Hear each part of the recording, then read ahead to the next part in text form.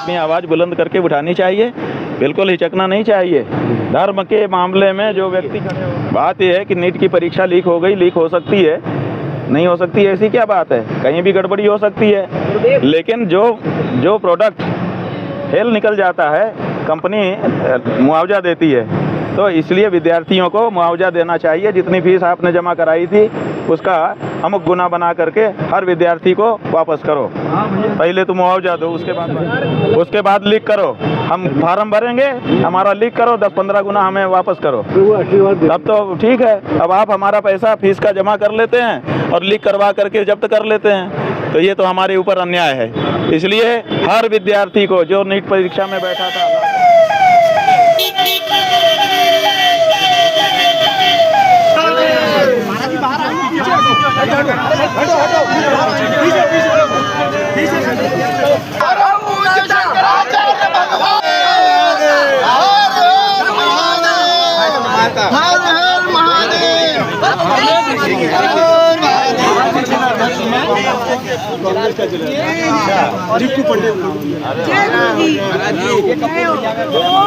ये हाँ ये अरे काम भाई जी भाई क्या करो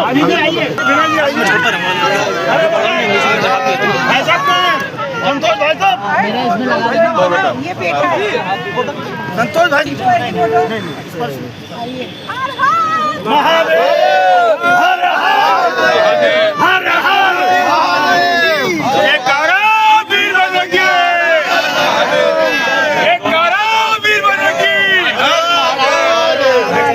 दोनों हाथ उठा लीजिए।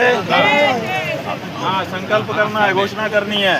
बोलो मैं आज के शुभ दिन बड़े उत्साह से बड़े उल्लास से घोषणा करता हूँ कि गाय मेरी माता है, मेरी गौ माता को कोई पशु कहे तो मुझे चोट लगती है। उत्तर प्रदेश की सरकार से अनुरोध है कि ये काम न करे, जल्दी से जल्दी गौ माता को मेरी गौ माता को सूची से हटाकर राज्य माता के रूप में करे। हमने ये प्रण लिया है आने वाले चुनाव में गौ माता की रक्षा के लिए मतदान करूंगा। जिस पार्टी को जिस नेता को मेरा वोट चाहिए, गौ माता को माता के रूप में घोषित करके तभी हमारे दरवाजे आए, नहीं तो कृपया ना आए, क्योंकि हम ऐसे नेताओं का स्वागत करने में सक्षम नहीं है। सही है। चोरी को लेकर इस पर सर आपका क्या कहना है? नमो पार्वती पते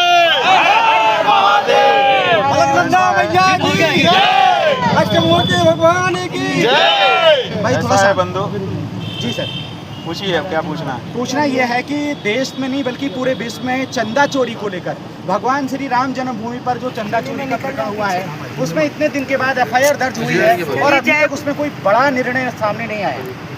ऐसा है कि केवल चंदा चोरी का मामला थोड़ा है, यहाँ तो रजिस्ट्री में चोरी है, यहाँ तो निर्माण के परचेज में कमीशन है, यहाँ तो चढ़ावे में चोरी है, यहाँ तो चंदे में चोरी है, यहाँ तो चोरी ही चोरी है।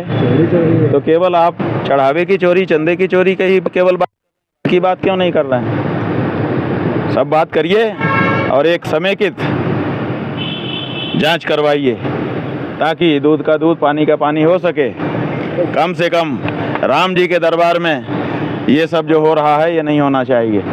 विश्वास खत्म हो जाएगा हिंदुओं का। आपने जो कमेटी अपने विश्वस्तों की बनाई, धर्माचार्यों को हटा करके, मुकदमा जीतने वाले पक्षकारों को हटा करके, अब उस विश्वस्त कमेटी का काम लोगों को दिखाई देने लग गया है। आपने पहले से ही शंकराचार्यों को, धर्माचार्यों को क्यों हटाया था?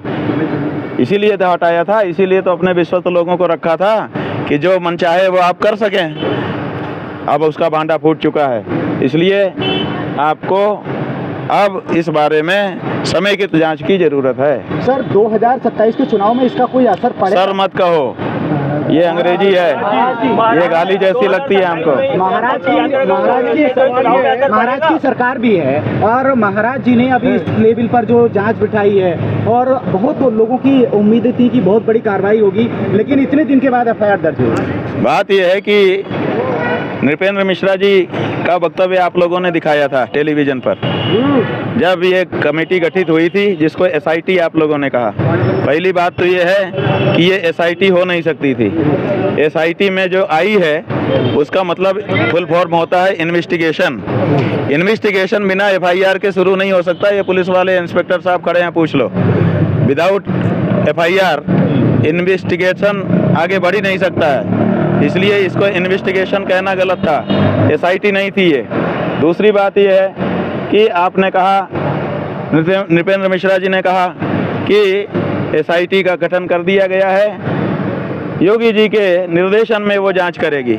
तो ये बताइए कि कोई भी कमेटी जो जांच के लिए बनाई जाती है, क्या वो किसी के निर्देशन में काम करती है? और अगर वो किसी के निर्देशन में काम कर रही है, इसका मतलब है कि वो स्वतंत्र नहीं है, और जांच तो स्वतंत्र ही होती है, स्वतंत्रता के बिना जांच नहीं होती है। इसलिए सब केवल खेल है, ये केवल टाइम काटा जा रहा है। उसके बाद कहीं ना कहीं बम पटकेंगे, कहीं ना कहीं कुछ ऐसा करेंगे, आपके कैमरे सब वहाँ जाएंगे और मामला टाइम फिर से वहीं जहाँ का तहाँ हो जाएगा। स्वामी जी, नागरिकता को लेकर क्या नागरिकता 2 लोगों ने इस्तीफा दिया है। बात यह है कि 2 लोगों ने इस्तीफा दिया। सबसे पहले देखिए, रुपए पैसे का मामला था, कोष का मामला था, तो सबसे पहले तो कोषाध्यक्ष के ऊपर कार्रवाई होनी चाहिए थी। कोषाध्यक्ष का तो आप लोग नाम भी नहीं ले रहे हो, क्यों? क्योंकि वो प्रधानमंत्री को चम्मच से चरणोदक पिलाता है और फिर प्रधानमंत्री का जूठा चम्मच अपने हाथ में लेकर के वापस जाता है, माने जूठा उठाता है वो प्रधानमंत्री का, इसलिए उसका तो नाम भी नहीं ले रहे हो आप लोग। जबकि कोष में गड़बड़ी हुई है तो सबसे पहले कोषाध्यक्ष का नाम आना चाहिए। कहाँ है गोविंद देवगिरी का नाम? क्यों नहीं लेते हो? क्यों उनको बचा रहे हो आप लोग? बताओ। आदि शंकराचार्य जी महाराज की जय। आदि शंकराचार्य महाराज जी की जय। तो जो है विदेश मंत्रालय के पासपोर्ट खत्म कर देंगे। क्या चीज? नागरिकता को लेकर क्या कहेंगे? बात यह है कि कहा जा रहा है कि पासपोर्ट जो है वो नागरिकता का प्रमाण पत्र नहीं है, आधार कार्ड नागरिकता का प्रमाण पत्र नहीं है, वोटर आईडी कार्ड भी नहीं है। इसका मतलब केवल भाजपा की सदस्यता का जो प्रपत्र है, अब वही नागरिकता का कार्ड है। पहले जो भाजपा का विरोध करता था तो ये लोग कहते थे ये नक्सली है, ये जो है कांग्रेसी है, ये सपाई है, ये बसपाई है। अब वो सब फेल हो गया। अब जो भाजपा का सदस्य होगा वही भारत का नागरिक है, बाकी को भारत की नागरिकता भी अब नहीं मिलेगी। गजब का मौका आ गया है। इसका मतलब क्या हुआ? अरे आप कह रहे हो कि ये अगर नागरिकता का प्रमाण नहीं है तो जो नागरिकता का प्रमाण है उसका भी तो उल्लेख उसी समय करना चाहिए। आप वो क्यों नहीं बताते हो? अच्छा, आप 2027 में ओवैसी जी को क्या देखते हैं?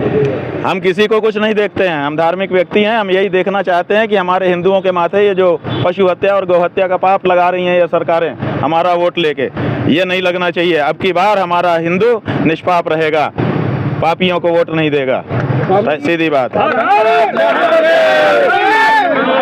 स्वामी जी, ट्रस्ट ने ये कहा है कि जो आरोप लगे हैं, एक तो सनातनियों को ये उनके खिलाफ लांछन लगाए जा